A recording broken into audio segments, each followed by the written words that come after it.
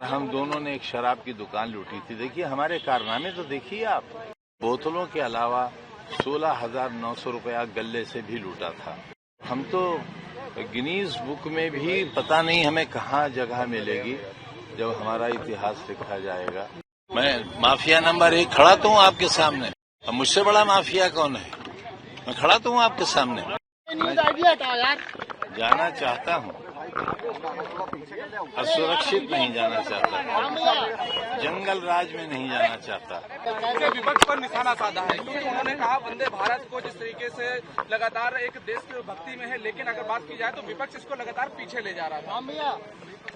अब देखिए जय समाजवाद तो कहेंगे नहीं, वो कहेंगे जिससे उनकी पार्टी को फायदा हो, तो हम उनसे क्यों वो उम्मीद रखें और न उनसे हम कोई शिकायत करें। अपना राजनीतिक दल है, उनका विचारधारा है, देश के बादशाह हैं वो, तो वो अपनी बादशाहत के लिए, अपनी कुर्सी, अपने राजनीतिक भविष्य के लिए जितनी कोशिश हो सकती है करेंगे और उन्हें करना चाहिए।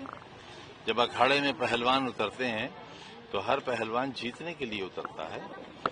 हम भी हैं कहीं दूर खड़े हुए, अब देखना है हम लंगोट के साथ लड़ेंगे या बगैर लंगोट लड़ेंगे।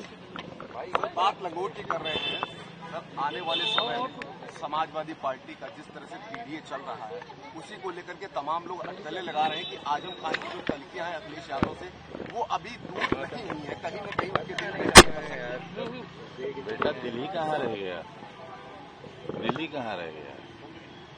अगर कभी सुन लोगे तो आपके कई बंधु रोते हुए बाहर निकले हैं मेरे ड्राइंग रूम से और सड़क पर जाकर भी रोते रहे हैं। आप सुन नहीं पाओगे। बगैर दिल के काम कर रहे हैं अब तो हम। कहा यह भी जा रहा है कि शायद कि इलाज कराने के लिए बोला गया कि आप लखनऊ कराइए, तो शायद आपने उसको लेकर के कहा था कि मैं रहूंगा कहाँ।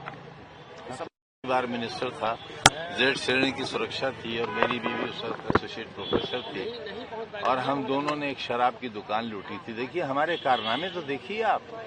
हम दोनों ने मिलकर एक शराब की दुकान लूटी थी और बोतलों के अलावा 16,900 रुपया गल्ले से भी लूटा था।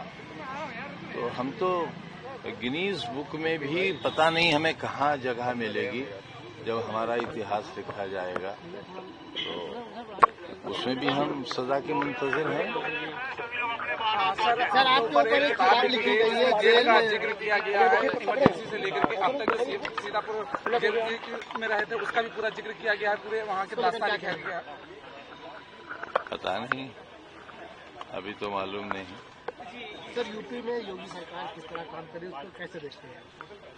देखते ही नहीं है, चश्मा लगा रखा है। देखेंगे तो दर्द होगा, दर्द होगा तो चल नहीं पाएंगे। सर कोई भी प्रदर्शन होता है उसमें जय श्री राम का नारा, जय बजरंग बली का नारा लगाया जाता है, क्या कहना चाहेंगे इस नारे के लिए? बहुत बुरी बात है, लेकिन कोई नारा किसी में दहशत पैदा करने के लिए न हो। ये तो मैंने 20 बरस पहले कहा था कि अगर किसी मुसलमान मोहल्ले से नाराए तकबीर अल्लाह अकबर कहा जाए इसलिए कि बराबर हिंदू मोहल्ले के बच्चे सोते हुए सहम जाएं और उड़ जाएं, तो ये नारा इस्लाम का नारा नहीं होगा। ठीक उसी तरह अगर हर हर महादेव का नारा इसलिए लगे कि मुसलमान दहशतजदा हो जाएं, तो भी सही नहीं होगा। नारेबाजियां चली, नारेबाजियों को लेकर के स्वामी प्रसाद मौर्य जी ने एक बयान दिया था जिसमें उन्होंने कहा था कि लोगों को लाइसेंस मिल गया है दंगा करने के बाद जय श्री राम की नारेबाजी करने का। अब उनकी बात का तो जवाब मुझसे न लीजिए आप, तो अच्छा है, हमारे मित्र हैं और हम चाहते हैं कि वो शुभ शुभ बोला करें और आजकल बोल रहे हैं शुभ। आप अगर सुनते नहीं है तो आपकी गलती है। अब पता नहीं किन हालात में क्या कह दिया होगा। सर आखिरी IAS अब्दुल्ला खां वो कल आपको मुलाकात भी हुई थी और मुख्तार अंसारी की जमीन को खाली कराकर वहाँ 72 फ्लैट बंटी कर दिया गया, क्या कहना चाहेंगे? कुछ भी नहीं कहना चाहेंगे, क्या कहेंगे? हमारी भी रोजी रोटी का कहीं ठिकाना था, वहाँ भी बुलडोजर चला। कुछ नहीं कहा।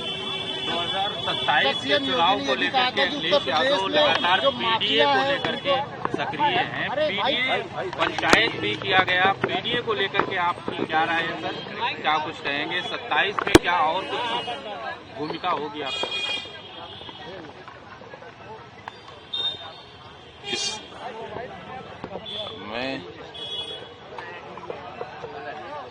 आपको क्यों बता दूं? आपको क्यों बता दूं? सर सीएम जानता हूं आप चाहते हैं बदलाव आए, क्या कर रहे हो भाई? तो भाई इतना कह सकता हूं कि हम उसमें हिस्सेदार होंगे, सर सीएम मजबूत हिस्सेदार। सीएम योगी ने कहा था उत्तर प्रदेश में हम भयमुक्त और माफिया मुक्त प्रदेश बनाएंगे।